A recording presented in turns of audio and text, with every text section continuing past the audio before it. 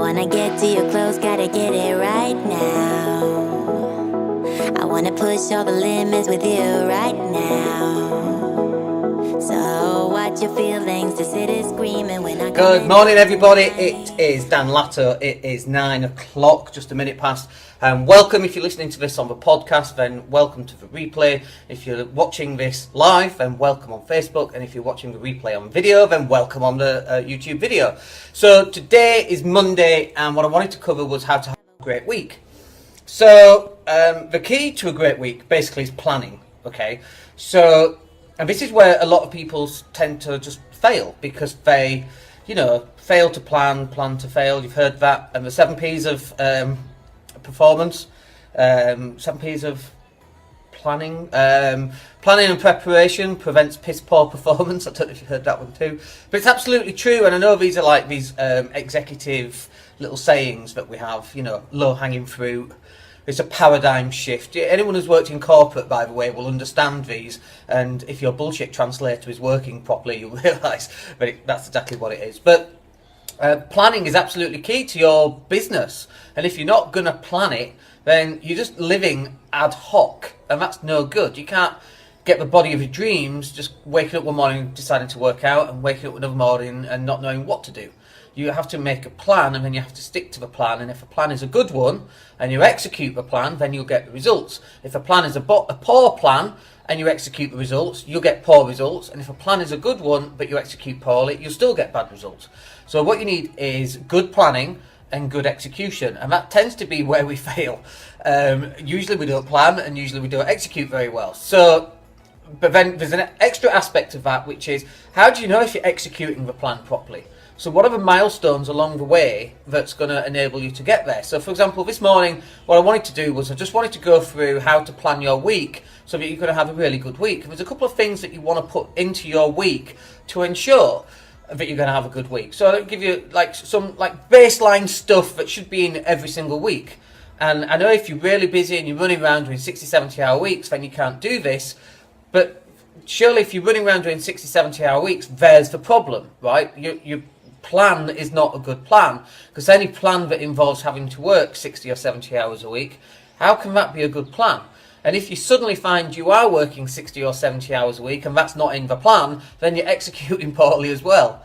Okay, so there's a couple of things that I think you should have in your plan. So for those listening on the podcast, I'm going to write them down, but I will also save them as well so you can picture them in your mind. So the first one that you need to have every single week involved in your plan. This is baseline stuff, okay? It's got nothing to do with business, by the way. But the first bit is exercise. Exercise. I always spell exercise wrong, so if you can't see this, then even better, because I probably spelled it wrong. EXC is how I spell it. Anyway, so exercise. I'm not saying that you have to work out every day, but 2 30-minute sessions of exercise. It's going to get your endorphins going, it's going to make you feel good. That's brilliant, right? Even if you're doing 60, 70-hour weeks. There's 168 hours in a week, okay? So for you to do an hour of exercise is less than 0.5% of the entire week. If you care about yourself and you want to stay on the planet long enough, you spending 0.5% of time on yourself is valuable, okay? So the next thing that I think you need to have is family time. Now, family time involves the whole family. So if you've got kids, it involves... It could be let me give you number 3 and then we'll see. So number 2 is family time. Number 3 is your partner. So family time could be you and your family and your partner, okay? Or it could be just you and the kids, getting that one-on-one relationship. But having just you time with that, with your child or children is really, really valuable.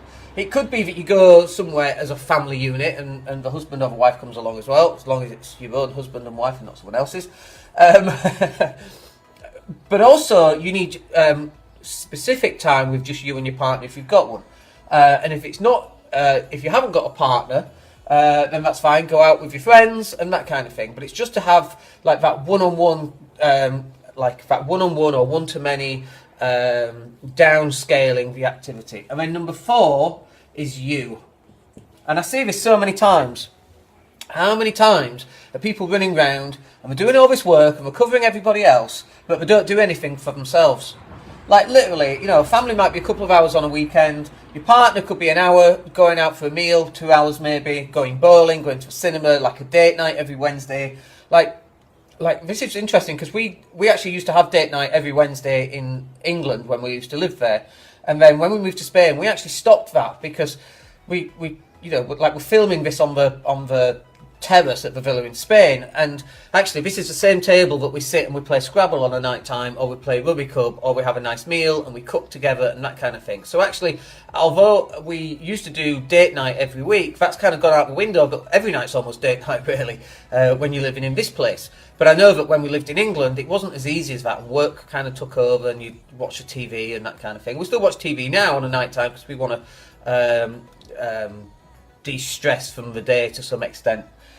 So, number one was exercise. You've got to find time for you. Number two, you've got to find some time for your family. Number three, you've got to find some time for your partner. And number four, when is your time?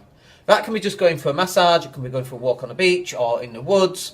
It could be just going for a run on your own, in which case you're killing two birds with one stone because you've got exercise and your you time. Like, if today's Monday, then think about this. And today is Monday, by the way, in case you're listening to the replay. So now think about this. When this week are you going to fit in some exercise? If you've not already planned this, when are you going to fit it in? Half an hour is all you need twice a week, right? As a bare minimum, that's what you need. So that's like sticking on some trainers, sticking on some shorts and going for a run. Okay, maybe a few more clothing might be useful, but generally that's all you need. A top might be useful. So like, when are you going to do that? Like, are you going to do that tonight? Are you going to do it tomorrow morning before you go to work? Are you going to do it at 5 a.m? You're going to get up an hour early? When are you going to do it? And then you take your calendar, okay? And so I'm just going to draw your calendar. So you got Monday, Tuesday, Wednesday, Thursday, Friday, Saturday, Sunday. And then that's columns across the top. And then on the side, you've got, 9 till 10, 10 till 11, 11 till 12, and so on, all the way down through your day. So then you're going to go, let's say 6 till 7 is one of those on there, and let's say you're going to book that in on Tuesday. Brilliant. So now you book it into your calendar that you're going to go for a half-hour run, and you're booking it into your calendar. So your calendar pops up and it says you need to go for a half-hour run. Now let's say that you decide to do that at 6:30 till 7. Okay, this is what's important. If you set your alarm for 6:30, let's say you normally wake up naturally at 8 o'clock. If you set your alarm for 6:30, how long is it going to take you to get up, get out of bed, put your clothes on, put your shoes on, grab the keys and lock up to begin your run? Well, if that's 15 minutes, okay, you can't fit a half-hour run because you're starting to run at 6:45 a.m. So how's that supposed to work? How are you supposed to finish by 7 o'clock? So now you're already late. The reason you're already late is that you failed to plan. Fail to plan, plan to fail, right? So now, knowing that, instead of getting up and setting your alarm at 6:30, you need to set your alarm for 6:15, knowing it's going to take you 15 minutes. In fact, why not get up at 6:05 a.m., like literally to the minute? Let's make it 6:06, okay? Now you've got 24 minutes to have a quick coffee, if that's what you need, put your clothes on, and then go for a run. And that involves coming back and getting back in the house as well. And then you can go from 6:30 till 7 o'clock, then you can do your run. Now you've just planned perfectly and you've executed perfectly, okay? Do you see the difference between the two? And also, do you see how easy it can be to fail to actually accomplish this? So what about family time? Well, family time could be, let's do 6 till 7 and then 7 till 8. So actually, let's do family time on a Saturday. So Saturday, family time. So I'm assuming that you're working a lot of hours, including weekends, right? So maybe you want to book off 3 hours for family time on Saturday, all 3 hours between 9 and 12. Now, the benefit of doing this is that when you book that family time for 3 hours, you're going to the beach, build sandcastles, or you're going to take the dog to the woods and play with the frisbee, or you're going to swimming lessons, or whatever it happens to be, or cycling, or whatever, right? For those 3 hours, you know that you've got nothing else to have to worry about. You don't have to worry about work. If anything bad happens, literally switch your phone off for those 3 hours, because everybody that you love in your life is actually with you anyway, and they are with you and present, and you're having good quality family time. Brilliant. Now you can just focus on that family time instead of being in two places at once, i.e. with the kids, but mentally you're stuck in a problem at work. Like, how many times is that happening right now? Quite a lot, I imagine, and I know this because that's exactly what I used to do. Now I allocate my family time and I allocate my time with my partner so that that's all we are doing, and I'm fully focused and fully present. So the third one then was like partner time, or it could be just like if you haven't got a partner, it could be more you time, or it could be finding a partner time. Right? So you could still have date night. It's just with people you've never met before. I don't mean stalking.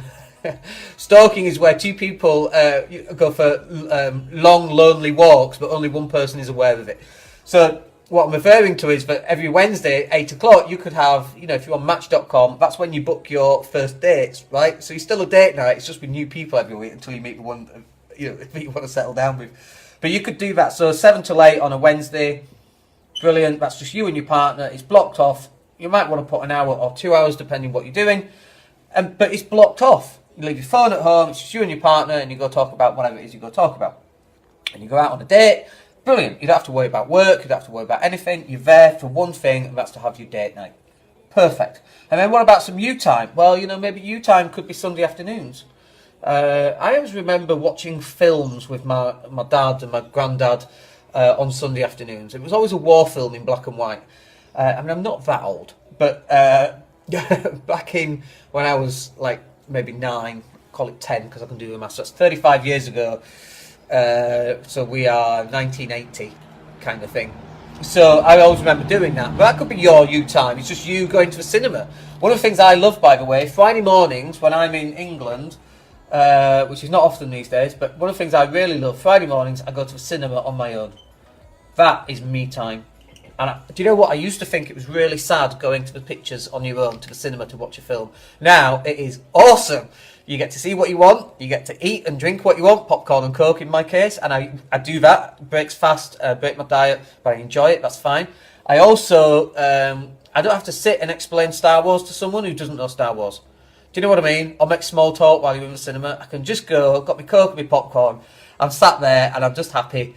That is my me time right there when I go back to England. I make sure that I try and do that. And also, because I live in Spain, we don't really get the films in Spain because they're all in Spanish.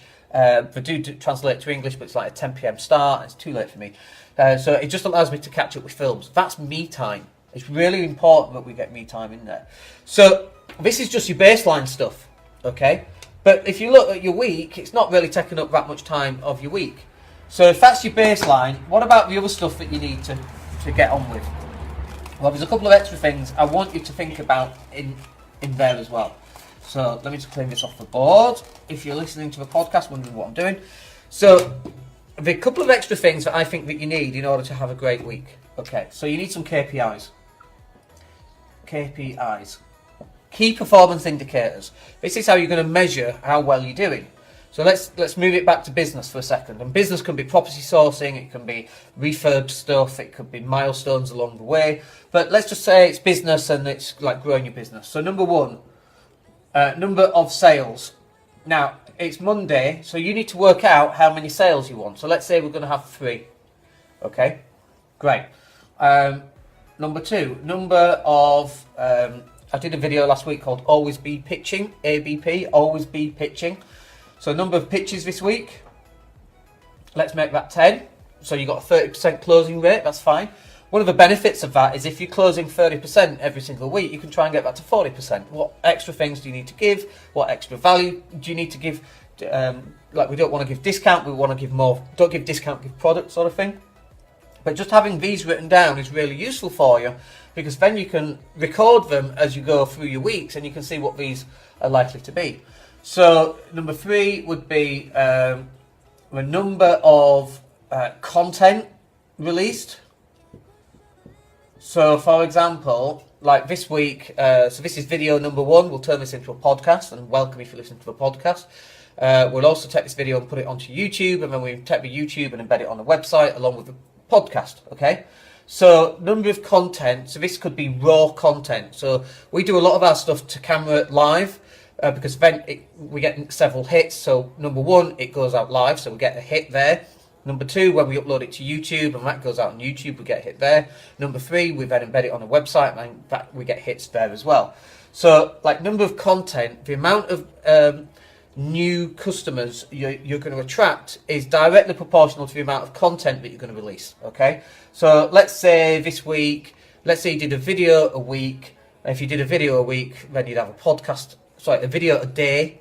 Okay, let's just make it easy. Let's say 3 amounts of content. Well, that can be just 3 videos. By the way, when you first start doing video, you feel really nervous and you're like, no one's watching, and you start getting nervous about it and you feel awful, like who's going to listen to me?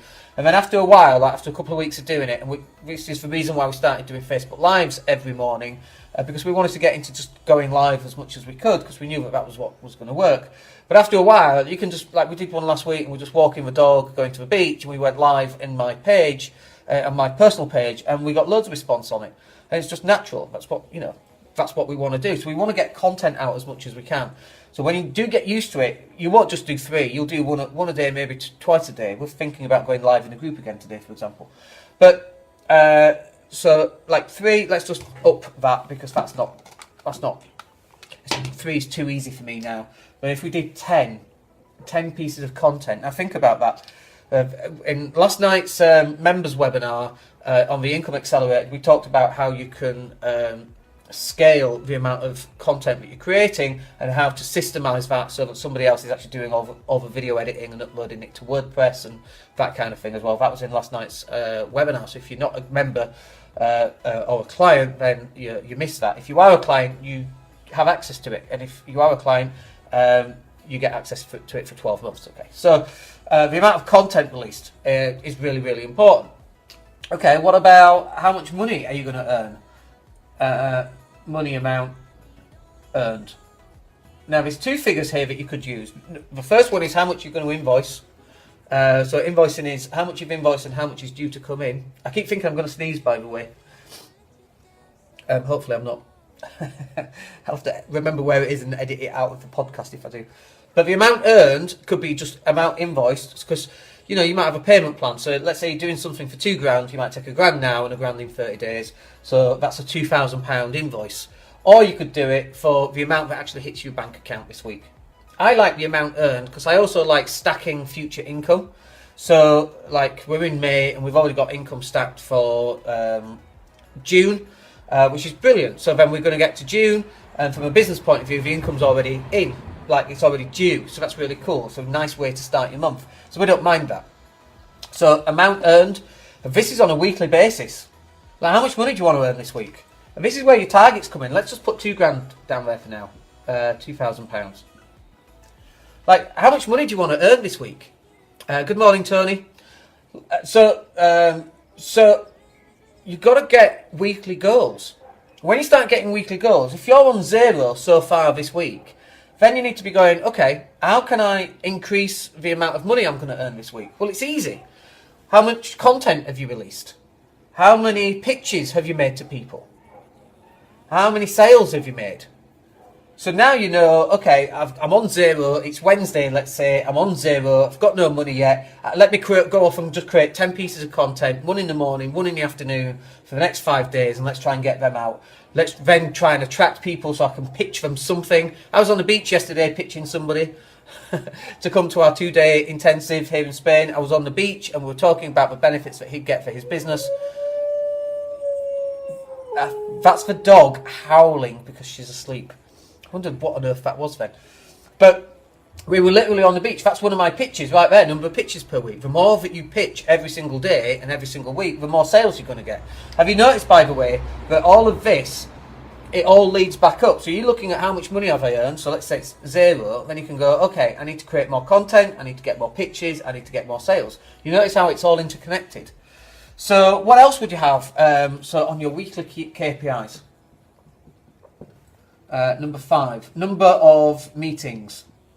Like, I don't like the word meeting, and I can't think of a better word right now, but the problem with number of meetings is that people have meetings just for the sake of having meetings, just to have a conflab, and nothing really constructive comes out of it. They just have meetings. But these should be maybe, like they could be sales meetings, but that would be called a pitch. But maybe these are like pre-pitch meetings. So I'll give you a really good example. Okay, so a meeting. You're going to a networking event, it's Monday night, you're going to one of the property networking events, and you walk into a room, there's 50 people in a room, and you go up and you go, hey, my name's Dan, what's your name, what do you do? And they go, my name's Bob, I'm a property sourcer. And you go, great, I've got clients, Bob, who are looking for property sourcers, looking for deals all the time. Can we meet up next week on Wednesday, because I'd like to just have a coffee with you and work out what you're doing, maybe chat about some of the deals that you've got we can put out to our clients and that kind of thing. And Bob says, yeah, Wednesday, 10 o'clock, that's perfect, great to meet up for morning coffee. Right, brilliant, there's meeting number one. Let me just clear this off. Meeting number one, done. Thank you very much. Now you go to your next person at a networking event. Hey, what's your name? My name's Janet. Hey, Janet, what do you do? I buy property deals. Do you have any? No, Janet, I haven't, but I do know people who have got property deals. How about we meet up on Wednesday at 12 o'clock and we just have coffee? We can work out what you're looking for. I can see if we've got any property deals right now that match. Let's do that. Yeah, brilliant. I'll meet you at 12 o'clock. Thanks very much, Janet. That's another one. That's two meetings. So how many meetings are you going to have this week? Literally, that is how you should be doing networking as well, folks. None of this sticking around with the same person for the next half hour because you're too scared to go speak to other people. Try and find out if there's an appropriate match and book a follow-up meeting. Like if it's 50 people at a networking event, you need to speak to all 50, not 3 people all night. Okay, so these are some really good KPIs. And notice as well, these are goals orientated. So meetings, let's say 5 meetings. Like I'm making these numbers up, right? These are definitely not my numbers. I don't do meetings. The amount earned £2,000 this week. That would be all right, I suppose. Number of content released 10. Number of pictures 10. Yeah, I suppose that's all right. £2,000 a week could be nice. It's probably a little bit low, but you know you're not going to complain if we do that. But what are your KPIs? This is in your business specifically. This is not necessarily in property, but it's just in your business. So what else are you going to put down as your KPIs? Like for me, that's pretty cool, right? Okay, so I've got something else that I just want to stick on here and then we're done. So we've done like family time, we've done exercise, we've done KPIs for your business. So these are like, what we want to ask is, I can't think of the right title, so let me just put it down. So it's 3 things we want to learn. Let's just change that to 1 thing we want to learn. What's the 1 thing that if you learn this week would transform your business? What is it? It could be Facebook ads, it could be email marketing, it could be buying 2 books on sales and reading those books. Morning, Tony. It could be all of that, okay? What's the 1 thing that we want to learn this week? So that's a learning goal. Let's just change that to goal. It's still a weekly goal. The next thing is what's one thing that you can be proud of. Now, this is really important. And actually, I'm not keen on the number 1. Number 1, like we want to be first, right? But number 1 is like lowest hanging fruit. That's like the easiest thing to do. 1 thing that we want to learn, like, is not stretching you. Do you know what I mean? But to begin with, 1 thing actually works quite well. So, what's the 1 thing that you want to be proud of this week? Could be something like, well, I've closed my first sale and I never thought I would, and that's something I'm proud of.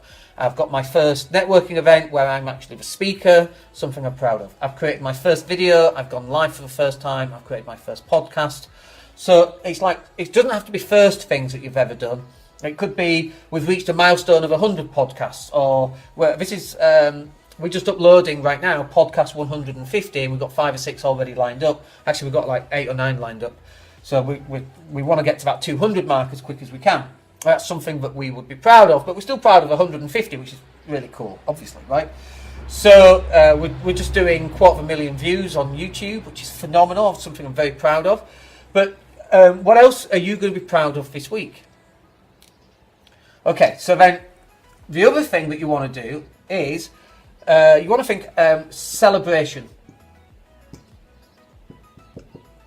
This is something that is so overlooked in business, is that we don't celebrate anything. So I went out this weekend and I bought myself a smartwatch. There you go. I don't know if you can see that. It's not on. There you go. I got a... Where's the camera? Where's I can't find the camera. Anyway. I got a smartwatch. It's a Samsung S Gear. It was like 300 quid, and that was my little celebration. We had a great week last week. Why not celebrate it? Okay. Now you don't have to go spend money to celebrate stuff. You don't have to buy fancy toys. It's just I'm a dude. I like gadgets. I bought a nice watch, and I'm using it. You know, it's not a toy. I needed it for work. I tell my wife. So, right. But what are you going to do to celebrate? We went out for ice cream yesterday. We had quite a lot of celebrations actually, and it's not helping the waistline. We had chocolate cake. We had ice cream. We had chocolate crepe. We live in a holiday place near the beach. It's really hard sometimes. We went to Udon, the new noodle place, which is up where we live. We had quite a lot of celebrating this week.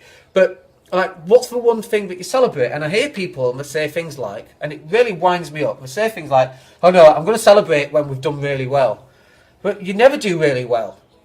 Like, at what level? Oh well, when I make £1 million, then I'll celebrate. That's crazy. Like, celebrate when you do 100 grand, or when you do 10 grand, or when you do £1,000. It depends where you are on the scale. You've got to be celebrating like once a week. What are you going to do? And this celebration, by the way, could then tie into what you're going to do with your partner for date night. So you could go celebrate, having a nice meal or whatever, right? But you've got to start putting something in to celebrate. These things right here are the bigger things. So the first one is, what are you going to learn this week? The next one is, what are you going to be proud of? And the third one is, what or how are you going to celebrate? And like, even if you've had a crap week, celebrate the fact that you've had a crap week. The fact that you've got plenty of fresh learnings that you would never have had the opportunity to have learned this week. So like, we had a problem yesterday in our Airbnb in the morning. The guys were leaving early. The washing machine got stuck full of water, and we just couldn't open it. We went through all the cycles. I phoned the appliance guy, who would normally come out and fix those sort of things. And it's a fairly new washing machine as well, but he was away. So like, that was a failure. It caused a bit of stress, and my cleaner was there trying to fix it. She couldn't do it because she uses washing machines a lot rather than the 5 blokes. Who, you know, we can program videos to 2038, but we can't understand washing machines. So anyway, it's causing a little bit of stress yesterday morning, and in the end, I just crowbar it so the guys can get the clothes out so they can leave.